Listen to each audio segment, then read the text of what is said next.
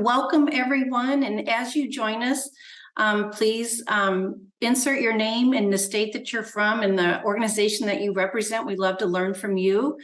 We're going to start today and explore one adult learning strategy, and that is credit for prior learning. We're going to learn a little bit about how policy development and implementing a statewide policy, as well as local institution policies, can help support adult learners as they enter higher education, whether it's for the first time or the second or third time. As we all know, there's many on-ramps and off-ramps into higher education. So with that, I'm going to go around and introduce our panelists. We'll go through a series of 4 questions. We're going to talk about then just the entire ecosystem of credit for prior learning and who all can engage in it and benefit from that. And then we're going to open it up to questions and answers. So with that, Dr. Stacy Townsley with the Indiana Commission of Higher Ed, can you please introduce yourself? Yes, good afternoon, everyone. Nice to meet you. As Dawn said, Stacy Townsley. I'm with the Indiana Commission for Higher Education. I oversee the adult strategy. I serve as Associate Commissioner for Adult Strategy. And just real quickly, 20 years in higher ed, 20 plus years in higher ed, both at public and private institutions, 4-year and 2-year, focused on adult learners much of the time, as well as data and records, and also involved in some assessment. But really, I come at this work from a systems perspective. So nice to join you today. Thank you. Dr. Rebecca Ray Schulte from Ivy Tech Community College. Oh, good afternoon, everyone. Rebecca Ray Schulte from Ivy Tech. I'm the Vice President for Academic Affairs, Associate Provost at the college, and I've been at Ivy Tech for over 20 years. I started at the college in the faculty ranks and moved into program chair, dean of art sciences and education, moved into some campus operations before moving into our systems office. I started as the vice president of teen initiatives. So I had the opportunity to support our over 85,000 high school students who participate in dual credit and dual enrollment programming, moving into my current role. So I've had a lot of opportunities to participate and engage credit for prior learning in a lot of different ways, whether that be with our students, earning various forms of credit through advanced placement, CLEP, but then also with adult learners in spaces like certification crosswalks. And so excited to share a little bit about that today and really look forward to this dialogue. So. Thank you. And Dallas Kratzer? Hey, Dallas Kratzer. I'm with CERT Consulting, and but I do a lot of different things. Primarily, I do a lot of work in the area of credit for prior learning associated with military workplace learning. I am an ACE faculty evaluator. I've done 30 plus faculty evaluations of workplace learning and military training courses. I also have done some consulting with CALE teaching, credit for prior learning from the ground up and such. And then I work to help colleges and universities to understand the military culture and how they might be able to integrate that into their degree programs. Along with that, I am with the Kentucky Workforce Innovation Board as the co-chair for the Veterans and Transitioning Service Members Working Group, where we are building pathways to employment for service members as they're leaving the military. So just a few things I've done. Higher ed for 20 plus years and about 35 years in the Air Force before I decided to jump into this world. Thank you. Thank you. And I am Dawn Busick, and I'm with Thomas P. Miller and Associates, and we are a 35-year-old consulting firm nationwide. We're about 42 states now. We play in the space of workforce development, economic development, higher education, project evaluations. We do a lot of data analysis. Prior to coming to TPMA in 2018, I was the statewide TAC director in Missouri for 12 years. We were successful in 3 tact rounds where we did credit for prior learning for all the 2-year institutions. Prior to that, I have 18 plus years in workforce development in 2 states as the state of Missouri State Director of Workforce Development, as well as a performance administrator over performance evaluations in the state of Illinois. So I've now been with TPMA since 2018. I've been working side by side with the state of Indiana and Ivy Tech since 2019 on help developing a truly solid credit for prior learning statewide program initiative. We just completed phase 3 and we'll be starting phase 4 soon. But today we're going to talk a little bit about credit for prior learning, the benefits, and a little bit of the Indiana story. So with that, I will ask each one of our panelists a question. So Stacy, we'll start with you. Tell us about your background with credit for prior learning and its impact to higher ed. Certainly. So I mentioned, I've been in higher ed for over 20 years. I've seen the way that we use credit for prior learning in different from different lenses. So both from a registrar's perspective, as well as an adjunct faculty perspective, as well as an IR perspective. And then in this current role, really helping us think through how can we support at the state level adoption of consistency around credit for prior learning, as well as transparency of the benefits of credit for prior learning. And so just really thinking through in the work that I'm doing at the state level, my focus is on how are we removing barriers for adults who are seeking some form of training or education beyond high school.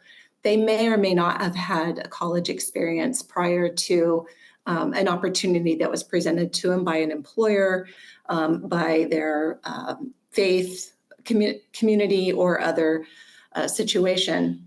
And so as we think about what can we do to support those adults beyond providing financial aid or providing stackable credentials, one important tool is credit for prior learning. It's not new to higher ed, but it's highly underutilized, I would say, not just here in Indiana, but across the country. Some schools do it very, very well, and others not so much. So how do we make that experience for adults consistent, regardless of what they would like to do, where they would like to go? It truly is one of those things, and I don't know how long you want me to get into this, but just to share, we base a lot of our work off the national research that's been done by Kale and Witchy and others, really benefiting or showing the benefits of credit for prior learning, not only for the individual, but for the institution. And so we know it works. We know it's a tool that's been around, but it's underutilized. And so I see the work that we're trying to do in Indiana as making it much more consistent and transparent. Thank you. Rebecca, how about there at Ivy Tech? Yeah, so I feel like a lot of the that Stacy shared, what's happening at the state level is kind of happening level at Ivy Tech Community College as well. So statewide community college system, we're trying to, expand awareness of credit for prior learning, by articulating the why and the value add for various stakeholders, but also just to ensure that there's significant buy-in from faculty, from staff, from administrators around what credit for prior learning is and how we can better implement it at the college.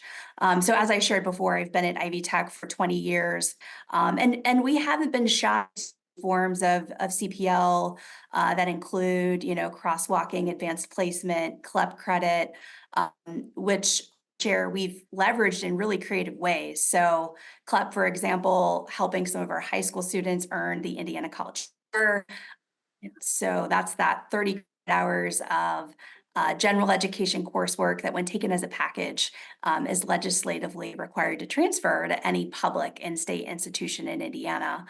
Taking that a step further, mechanisms for developing, industry certification crosswalks, so that as students are completing industry certifications, they can get into the college for academic credit, training blocks, whether that be military training, whether that be other forms of training and mechanisms that into the college, portfolios, challenge exams, all the different, venues in which students can document their learnings, the competencies they've mastered, and our ability to align that to academic courses and award credit. I will share that I'm really proud of we've with our 2023 strategic plan, we've gotten some institutional momentum because CPL has added into that strategic plan. And so the momentum is coming. There's still lots of opportunities, of course, that exist, but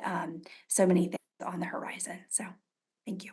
And Dallas, before I go to you, I'm going to share another state story about credit for prior learning, and that is my home state, Missouri. Back in 2012, we started a statewide initiative of credit for prior learning. And of our 14 two-year institutions, only half of them had formal policies and practices, as well as it mentioned in their strategic plans. The other half needed to learn what it is and what it wasn't. A lot of people think you're taking money, faculty think you're taking money out of their budget because students aren't taking their classes, when in fact, the data supports when you award a credit for prior learning, those students do retain and they complete, and they go on for multiple degrees in different levels. So it's a great retention and completion tool for higher education. But it was no easy feat. It was a good 8 years heavy lift of first developing a statewide policy that all could support of minimum guidelines. It was also professional development to faculty and staff. How do you award? How do you transcript the credit? What are the different types of credit for prior learning? And thank you, Rebecca, for sharing those. There's the CLEP test. There's the portfolio experience. There's just a variety of ways, the military, the ACE guide. So now, Dallas, I'm going to hand it over to you. And why don't you share that military component? Sure, I'd love to talk about that. It's an area I'm very interested in. And just as all of you have talked about, there's lots of opportunity underutilized. And from our military community, we see that constantly happening because there are credit recommendations, but yet universities and colleges aren't using that in degree completion. They're filling in all their elective credit, but there's such a rich opportunity to align it to degree programs. So that's something I've seen and have a real passionate about because if we look at, for example, some of the training the military does for, it's called Signal, it's run by the Army. This is actually networking. And when a service member goes to that school, they earn up to 17 credit hour equivalency to the first semester of an IT degree. But yet out in our schools, they're not familiar with this. Once you share that with them, they're like, didn't know this. And that's why it's so important. MCPL, Military Credit for Prior Learning, is even more less understood than CPL in general. And we need to change that because it's not giving away credit. You know, Don, you talked about people are going to make less money. Some will say, oh, we're giving away credit. And my mission in life is to get everyone in academia to go, no, we're recognizing the learning that's already happened. And we want to bring that into our institutions because not only does this happen in our workplace, it also, or in the military, it also happens in our workplace. And I was talking with a couple of individuals yesterday, and I see one of them's on the webinar today about how the learning that goes on in the military is in the civilian sector also. And we need to make those alignments so that we can accelerate the degree completion. Because one of the large areas, every year on average, we have about 200,000 service members that leave the military and come back to the civilian world. And they need degrees. Here's the challenge. They have some college, but no degree. How can we help them complete that? Well, I'm privileged to be part of your team at Indiana in the last phase. Thank you, Stacy, for inviting me along or encouraging people to invite me along because Indiana's doing it well, very well. And with implementing the strategy for CPL, then also going, not only that, we're going to bring in military. As a matter of fact, we're going to do our pilot through military because schools like Ivy Tech have already done the work that's necessary to make those alignments. Now it's helping others to understand that. And this is just a great opportunity within Indiana to further the work and help a lot of folks. There are over 400,000 veterans in Indiana alone. And if we can just get a small part of those, we will change a lot of people's lives, because in military credit for prior learning, lives are changed. I'm an example of that. I can't tell you how many times I've talked with service members who say, well, I'm not college material. I'm like, no, you've already earned college credit. You are college material, and your military career has helped facilitate that opportunity. So I'm going to stop there because I can talk the whole time about this because I'm incredibly passionate about it. Well, Okay. I Go ahead, And I was just Stacey. going to build on what Dallas was saying. So a lot of the work that started in Indiana a few years ago was really spurred by the anecdote shared by military personnel who were trying to go back to school and use their joint service transcript to obtain credits, right, CPL. But their experience in going from one institution to another and then going out of state and seeing the vast differences of what they were being offered for the same type of program was really instrumental in helping us think through how do we build towards better, maybe consistency. I mean, it's still a process that's owned by faculty at an institution, but surely we can bring forward some level of consistency. And I think Dallas mentioned that there are lots of groups out there, ACE being one of them, is helping us think through this more systematically. Yeah, and if I can jump in just one more time on this, there's a report that came out from Kale in January of 22, and it's talking about potential students who are aware of CPL are influenced on where they will go to school based on how CPL is offered by the institution. 84% of them said it would influence where they would go to school. So, you need to take that into consideration. And that's exactly what Indiana is doing right now. Very, very good. So before we move into the importance of a policy and the nuts and bolts of it, I do want to share my screen and just kind of reiterate the benefits, not only to higher education, but to that student learning experience, and then to the community of stakeholders and partners, as well as the employers in the community. So when you take a look at this chart, can you all see this chart? Not yet. Not yet. Okay, hang on. Let's see. Here we go. Here we go.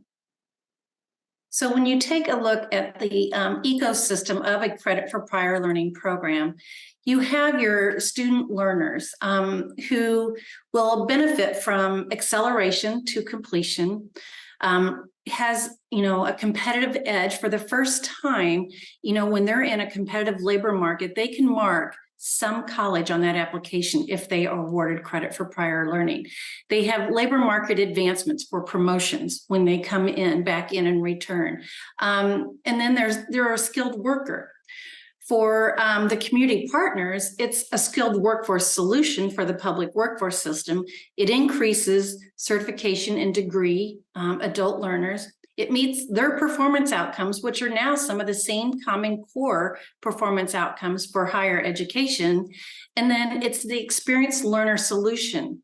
So it is a go-to, and those community partners would be veteran service type programs, your workforce development boards, local and state boards. It's your chambers. Workforce development's the #1 priority in many Chamber of Commerce's strategic plans. For business and industry, they are starving for a skilled workforce. And then, I know for us and in many other states that operate with solid credit for prior learning policies and programs, employers will say, you mean if I can have a skilled workforce, some of my current employees will get credit for what we train them here on the job, then I'm going to become your best referral partner and create a tuition reimbursement employee program and send my employees to you so they are degree earners, because it only increases their loyalty and their commitment to their employees. It validates their occupational skill sets. It creates those defined career paths. And as we know, every career, every occupation has a life cycle. And so it decreases employee turnover because, again, it builds that loyalty and it aids the company in the industry in the growth arena. And then for Stacy and Rebecca, what it does for you as higher education partners, it increases retention, increases completion, increases your enrollments. We turn our students into lifelong learners, and then it expands your programs of study. Those too have a life cycle. So these are just some really great, strong benefits to the entire ecosystem that's within a credit for prior learning program. So let's go into the policy development. And Stacy, talk to us about the importance of why a state, from your commission's advantage, would want to have a statewide policy, and then what it means to you as the state agency, but also what does it mean to your partner institutions? Sure. Well, and just to begin with, the Indiana Commission for Higher Education is a coordinating body. We oversee financial aid for the state, but otherwise, really, our role is to provide guidance, but yet the institutions themselves, the public institutions, have their own governing boards. So, the extent to which we can impose policy or want to impose policy is pretty limited. So we saw this as an opportunity as we thought about the important role that CPL plays in promoting adult learner access and success in post-secondary. We saw this as an opportunity to bring together stakeholders, not only within institutions across the public and privates, but also with our workforce partners, with community organizations who work with individuals on a day-to-day basis, helping them from a case management standpoint, helping them think about their next steps. And so, and what we heard over and over again is not that institutions wanted to be told what to do, but they wanted sort of that North Star from an Indiana perspective that they could point to and create policies and practices around. So this idea of developing a model policy guidance came about in this latest phase of work at the state level with the support of CALE and TPMA and Dallas and others, really helping us think through what are our shared values and aspirations towards consistency of practice, transparency of practice. And so we developed this model policy guidance, really building on the examples of a few other states, but also just incorporating a lot of input from a lot of stakeholders over a very intense summer. Was still thinking about that. But those areas of the model policy guidance cover the value statement as a whole, how we view credit for prior learning and its role in post-secondary, the actual thinking through how institutions might structure their credit for prior learning program and fee structure, how it's transferred. This is really important, I think, as we think about the longer sustainability and acceptance of credit for prior learning. There's a lot of language around thinking through how can we improve our transcription and transfer processes related to credit for prior learning. And then as part of the model policy guidance, we also looked at, again, North Star, sharing best practices around standards for assessing credit for prior learning, and then engaging our community and employer partners in this work at the institution level. So it's a fairly comprehensive, I thought, a wonderful result of a lot of stakeholder engagement and work. And I'd like to go ahead and post in the chat a link to that. It's on our website here. Hold on a second here. And of course, as we like to say, please feel free to rip off and duplicate kind of thing, because it only moves us forward collectively. So hopefully that answers your question. I think you did, but also share with us how it aligns with other initiatives that are going on in Indiana, and how this just was a perfect alignment of the stars to, go with this and to implement. Absolutely. Well, I mentioned military as being an area that kind of spurred this thinking about consistency. And at the same time, Indiana, maybe a year ago, we were moving forward with legislation to develop what we're calling the Collegiate Purple Star Award, which is basically a framework of excellence for student supports on campuses directed or really in support of military students. And part of that work, which was done through a separate task force and had been ongoing, out of that work came this recognition that credit for prior learning has to be there in support of those military affiliated students. But yet we knew not a lot of institutions were doing it really, really well. And so this effort to build towards a recognition, a framework of excellence in support of military students, also it paralleled this development towards CPL model policy guidance. And so it kind of came to fruition at the same time. We're getting ready to launch this Collegiate Purple Star initiative at the end of April. Part of the core requirements for this will be having in place some level of structure, of process, of policy related to military credit for prior learning. And so as we're moving forward with everything focused on credit for prior learning, we're going to have some deeper dive professional development over the summer and into the fall, specifically around military as a starting point, because of the availability of resources at the national level, and because we do have folks like Dallas who can help us out. But also once you have that, then you're able to, we're not restricting institutions from looking at the broader CPL by any means, but we thought that was a nice starting point if, no matter the size of the institution. So. Right. So then, Rebecca, let's go to Ivy Tech. And if you can share a little bit about where Ivy Tech is with their credit for prior learning program policies. You're a fairly large institutions, you're a statewide system. So how is it going with Ivy Tech and your credit for prior learning policy? Yeah, share a little bit about that. Thank you, Dawn. So, first, I just want to say that, at the core of what we do is really around the why, right? The why are we doing this, and how are we creating the buy-in and support for it? And I shared a lot of those on the previous slide, Dawn. But that acceleration of credential completion and really expediting students' entry into the workforce or advancement in the workforce.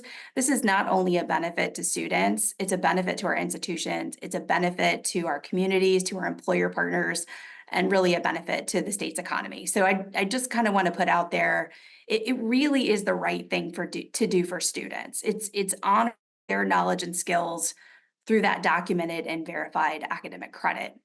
I think what we've done, and what I would encourage other institutions who are getting started in this to do, successful CPL really starts with standardized course learning objectives. So for your academic courses, you really need to have objectives that are well written, that document the expected outcomes and competencies that are really to be achieved within a given academic course, because these learning objectives then become the foundation for awarding credit for prior learning. You now have the expected competencies, which you can map knowledge and skill mastery to. The next piece is around quality. So establishing rigorous assessment methods, you have to have faculty at the table from those disciplines. Those subject matter experts are crucial. And then determining what is the appropriate level of equivalence. So as you're mapping and aligning those objectives, those competencies with the skills and knowledge that a student is obtaining, what is the acceptable level of mastery and match between those skills and competencies and your learning outcomes? Having a review cycle. Our courses change, right? Our competencies and learning objectives change, certifications change, AP change, other aspects of that, the ways in which you're documenting those assessment methods have to change accordingly. So it's really important as well. Transcripting CPL credit, how institutions are going to do that. At Ivy Tech, we letter grade of V as in Victor, to denote verified credit. So those aspects and how institutions do that are really crucial as well. And then I think Stacy hit on one of the pieces that is really important to me and that we need to continue to think through is transferability. So if a student comes to Ivy Tech and we award a form of verified credit and associate degree with us and they go on to a 4-year, and we want to have that same assurance that when they get to that institution, that they're going to take that verified credit with them, have that transfer with them to that next institution. And I would applaud. We have a great partner in Purdue Global. Purdue Global is a great partner who accepts this credit. If we verify it, they verify it, and so that's been a great partnership. But these are some pieces that I think are just, we have them in place, solidifying them. It's continuous quality improvement because it has to be, right?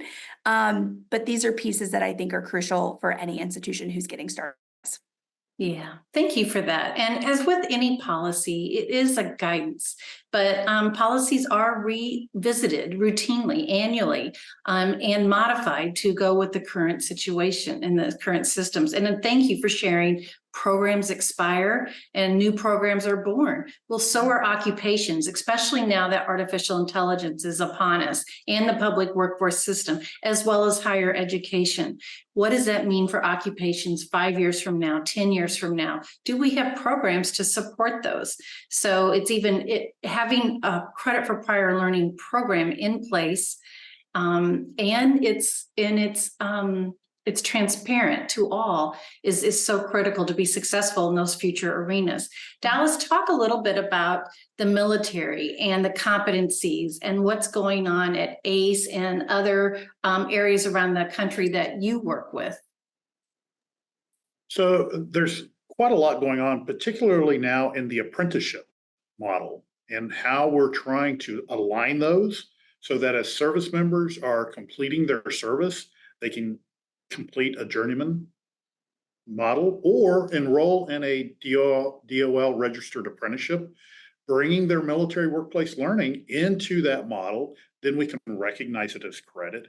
And as we continue down that road, we're seeing a lot more schools coming on board and realizing it, because what happens, one of the big challenges, people don't understand or faculty don't understand how ACE arrives at the numbers that they've come up with the credit recommendations. But once they learn that the teams that go out are faculty from colleges just like theirs, who are subject matter experts in that area, and they have to assess it just like their courses they would teach, they go, oh, so they're my peers. Yes, they are your peers. And you may be seeing an award based on their learning outcomes. And Rebecca, you are so spot on. We have to have good learning outcomes that align to any, and this is a CALE standard, to any situation, and aren't so specific that you can't do a portfolio or credit for prior learning for them. And there are exceptions, but those are few. There are many things, because just as we've seen in the military, we also see in the civilian sector. When we leave the military, we come into the civilian sector, same kind of jobs. We need to make that alignment so that way we can have a more robust workforce. I'm in Kentucky. One of our challenges is there are a lot of folks who go to our colleges here and then go away somewhere else because that's where the jobs are. Well, to be able to do it here in the state and to keep them, we need to connect transitioning service members, veterans to higher education who connect them to workforce, so that we have that ecosystem you've talked about to retain and promote, upskill and reskill our own individuals to strengthen our economy. And it strengthens all of our economies when we do this. And the tide raises all boats, right? So the more we can do this, the more we can help states and colleges and universities to understand how to do this, the better. And that goes along with the Stacy's Collegiate Purple Star program. And I'm just going to talk for a second about that, okay? What Indiana is doing there is just tremendous. Now that Ohio and Florida have one also, but I am going to say, I'm a little partial, Indiana is, they've aligned it with the Department of Education, 8 key indicators of a successful veteran program. And Steve St. John has just done a fantastic job of raising the bar on what it means to be not military friendly, but to be military ready and engaged. So kudos to you guys, Stacy. You're doing great work there. And I'm excited to see the launch that's coming up here really soon. And these are the standards that we need to have. There are other organizations out there doing great work, but there's a lot of silos, and we need to take those silos down and have that collaborative spirit. All right, there are plenty of students for all of us. Okay, and we can do that. Rebecca, with what you guys are doing with Purdue Global and Allegra Fowler over there, just fantastic. And these are the collaborative spirit that we need to help our service members and their families as they go along.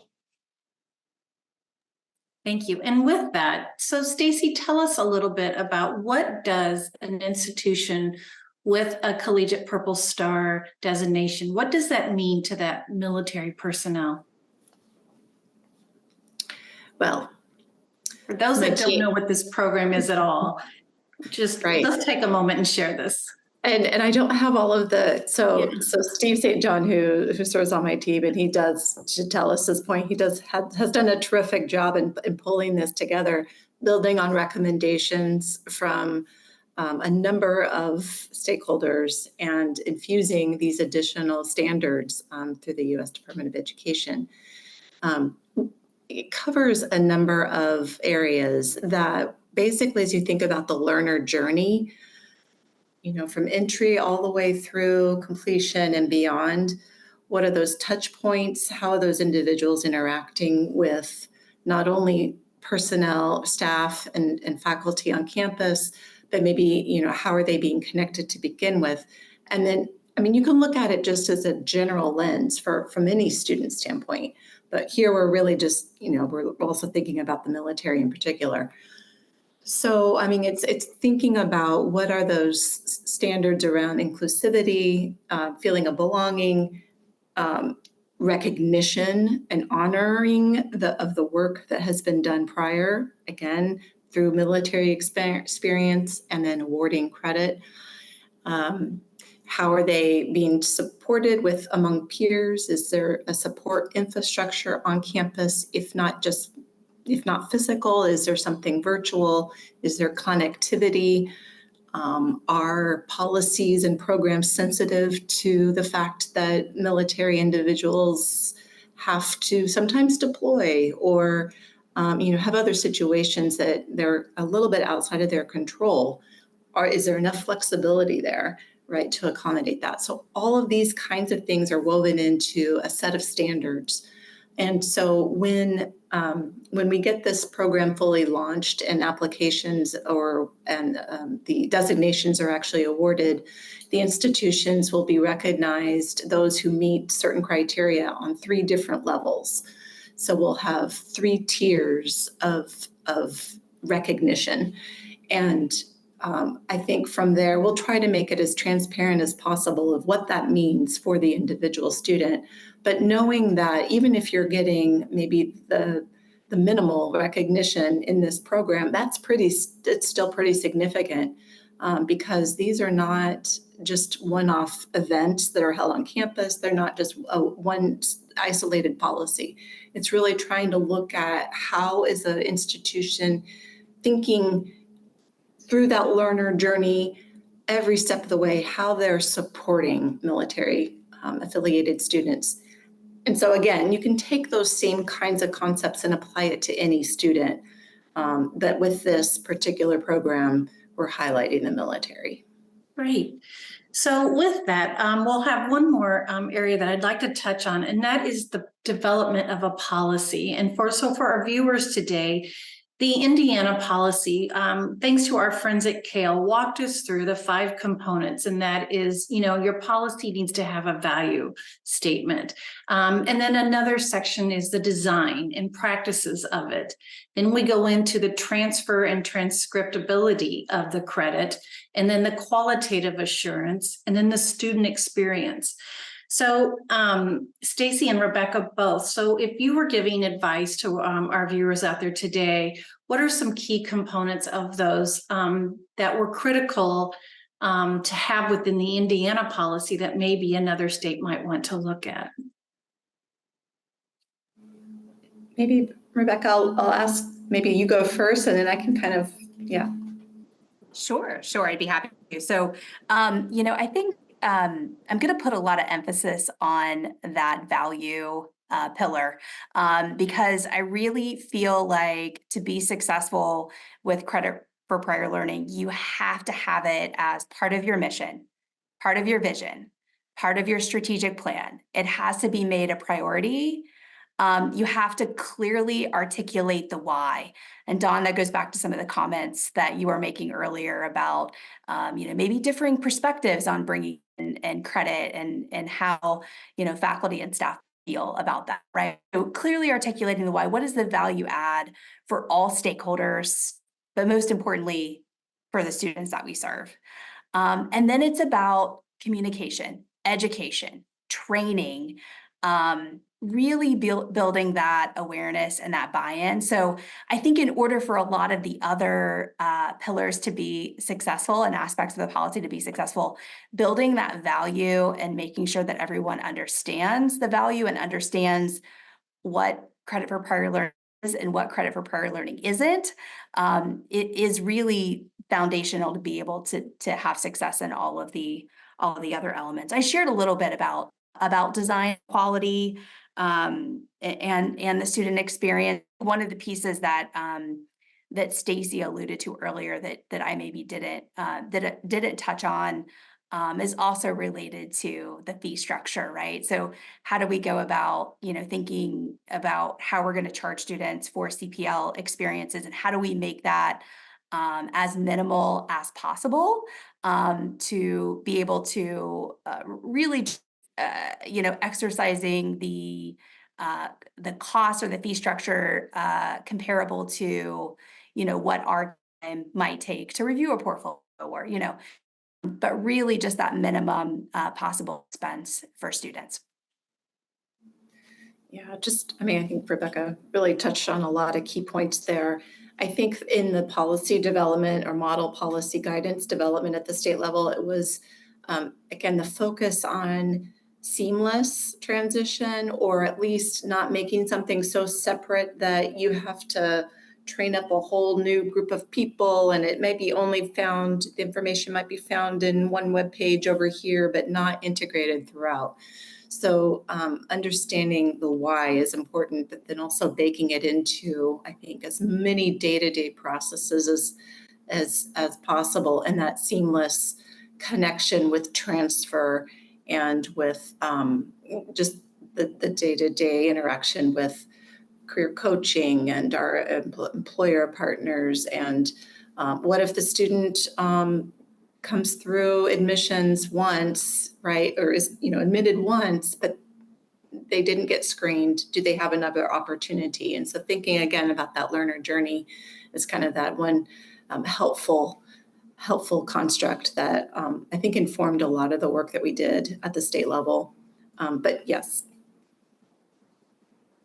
I can say from employers' perspective, having the state support a skilled workforce, and this is one way the state can demonstrate that to their businesses and industries, is that their higher education institutions stand next to them as their partner in attaining and delivering a skilled workforce. So for businesses and industry and partners, it's critical that these competencies and these various occupational skill sets are recognized.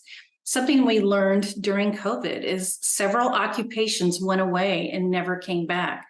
So to understand the importance of what are those competencies with that occupation, and are they transferable to a new occupation of the future? So students wouldn't have to retake a course because they've already attained that competency level is critical, especially for institutions when they're designing and approving new programs of the future, programs of study, that is. So it truly takes your employers with you to vet your programs and to have their input, which is what I loved about Indiana's development process of your state policy. Yes, it was a daunting task, over 100 meetings in 4 months. And we had, participation from all over the state, from the community stakeholders, our veterans partners, your chambers, your workforce development directors, and then all of your institutions. And to have that input from them of what will work and what won't work in Indiana for your Hoosiers to make sure you have a top-notch skilled workforce was critical in developing a cohesive and consensus building policy that everybody could live with and move forward. One thing I didn't touch on to date, but of course it underlies everything, is the data. Because how do you know and how can you make the case? How do you show the why?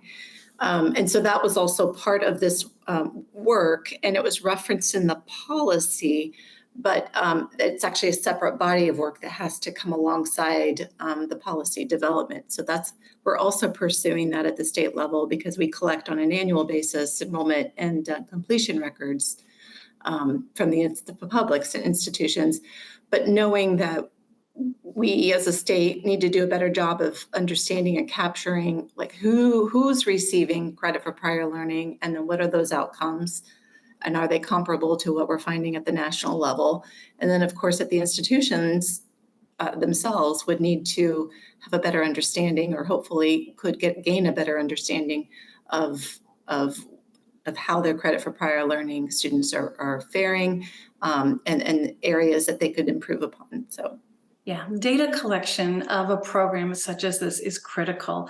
I can share over the 8 years that we had the TAC grants in the state of Missouri, we served 11,000 adult learners in those TAC grants in various programs of study. 600 students, adult learners, were awarded credit for prior learning. Those were all 600 first-time college students. And they did retain, and they did complete, and they did go on and get jobs in those industries.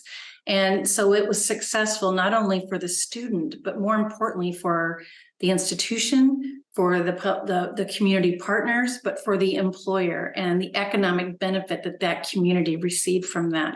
So the data is there, but for your own program as a state, when you're developing your policies and processes, data collection is a key component, especially when you can come back and do an evaluation of the program. What are we lacking? What needs to be implemented, or what can we tweak a little bit more? So I'm so excited for Indiana and the progress that you've made these past 3 years to get where you're at now. And now you're in program implementation, and you've got your first student target population chosen, and that's the veterans program. So Dallas, do you have any closing words before we open it up for any questions? I just want to echo what everyone has said about data collection. It's paramount. It validates what we're doing. It shows the return on investment and how this is value added to our communities and to our colleges and universities. And we are changing lives when we do this. I am a product of CPL, and I was a first generation student, or still am a first generation student. And as I went through my educational endeavors, 2 young men watched me and said, "Dad, we're doing it different." And today they're both professionals. They've done great things, and I can't be prouder of what they've done. And then my wife at 49 went to college for the first time, and she's done great things. She's a fantastic nurse, and it changed our life. And when we embrace the learning that happens outside of the 4 walls of the academic institution, we facilitate that exciting journey for our people. So I'm going to stop there. Okay. Rebecca, any closing words? Thank you for being here, I would say, because I think being here shows your interest your dedication to figuring this out. And I echo a lot of what Dallas has shared. I mean, this is changing lives. And this is also creating, Ivy Tech like to say, higher education at the speed of life. This is allowing for higher education at the speed of life. And it's meeting students where they are. It's producing that value add for them. And it's really honoring what they've done and what they've accomplished, which is what we should be of all the students that walk in our door. Right, right. So before we give Stacy the opportunity, I'm going to ask any of our viewers, if you want to type in a question that you may have for any of the panelists, please start doing that now. And then Stacy, I'll turn it over to you for any closing comments you might have for today. Sure. Well, thinking about starting from scratch, or maybe starting wherever you are in the work that you're doing with credit for prior learning. And I feel like, based on the experience that I've had and that my colleagues have had, those two pillars, whatever it is that you're doing, as long as you're making it more transparent and more consistent for all of the stakeholders, I think the better off you'll be, of course. And not trying to what's the phrase, chew the elephant, take it one step at a time, build on existing processes, start small, work your way up. Again, I'm sure many of you have had lots of experience in a lot of different initiatives, and this does not come as a surprise. But from a state level, I mean, it was really hard for personally not to jump in and say, let's do it all.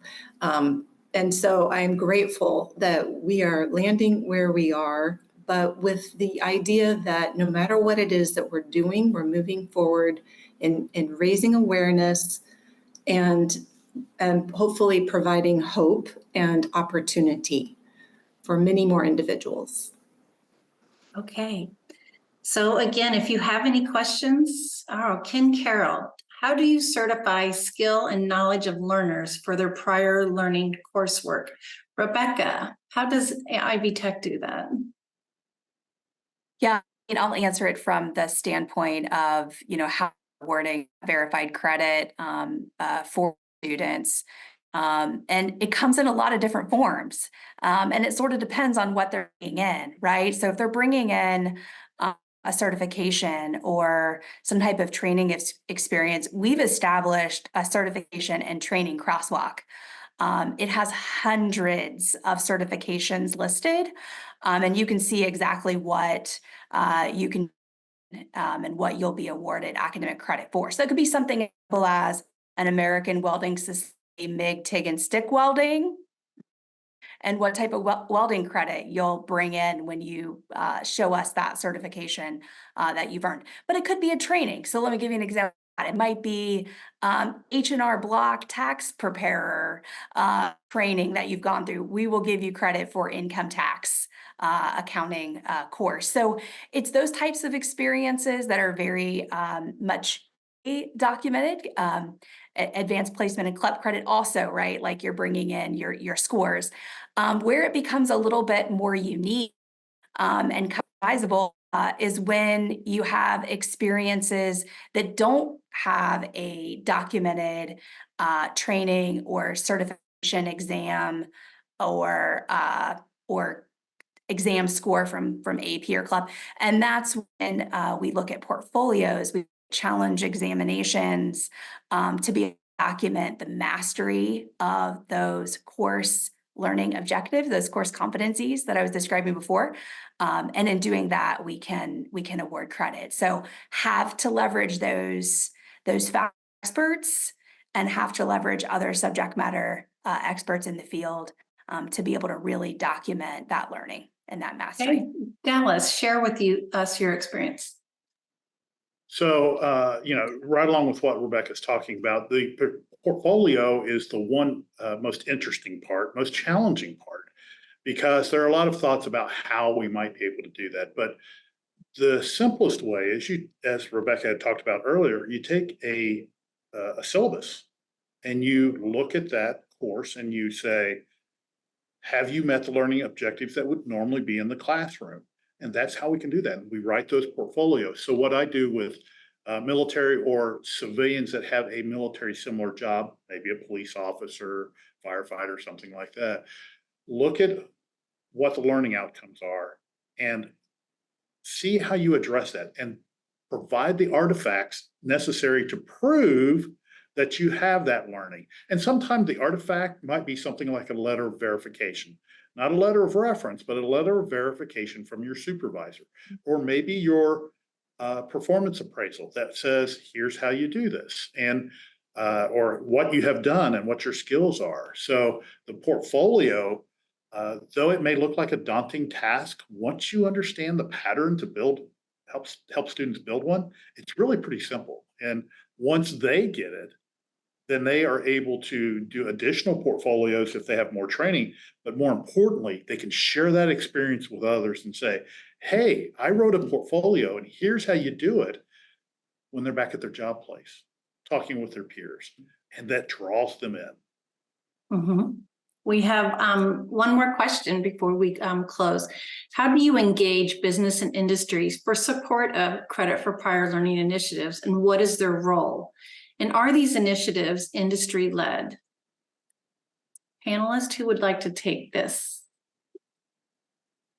I'll take a portion of it and then I'll let my colleagues jump in. So I would suggest that it comes from both ends, right? So it partly comes from the end of the learning objectives that are being established, right? So we have advisory committees for every sector. Those advisory committees help drive what the learning objective for our courses are. So it happens on that end, but it also can sometimes happen on the other end as well when we're verifying the credit earned. We know that a lot of our certification exams that end up on that crosswalk end up because industry has said this is an industry recognized certification. So those are the ones that we look to when we're identifying what should be on that crosswalk. Also might be leveraging, some of these challenge exams might be skill demonstration that's actually happening at an industry partner, where a faculty member might be going out into the field and observing that individual demonstrating skills and competencies on the machinery at a place of industry or employment. I think at a time when I was working and developing credit for prior learning for the state of Missouri for the 14 institutions there, it was part of our program to ensure those programs of study that were industry specific and supported, that were high in demand jobs in the entire state. Those programs of study were vetted by business and industry. And so we did engage with them and called them into the table. And before you knew it, they had students filling out job applications weeks before the program was over. So those students had jobs, upon completion of those programs of study. So businesses, once they come along this journey with you, they become your best friend. They validate the competencies. They hire the students. They create their own industry training consortiums. And that a good example of that was in the city of Kansas City around computer production technicians. And it was just incredible how it organically took on a life of its own. And those industries started offering scholarships to those students. Okay, so we need to close. We've got 2 minutes left. And I do want to say, Rebecca Basaka, building a new U.S. Department of Ed programmatic accreditor for non-credit programs called the National Accreditation Commission. Would you consider incorporating your work into our accreditation model, piloting a new model, and helping students access short-term Pell? That's a question for Stacy and probably for Rebecca at Ivy Tech. I say we're open to exploring. That sounds exciting. Okay, we will share emails with those that have joined us today, and we want to thank you all for taking this time. We are at the hour.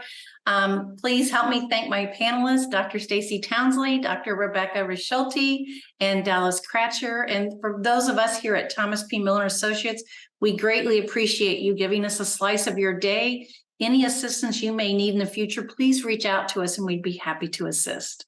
Thank you, and make it a great rest of the week. Thank you, panelists.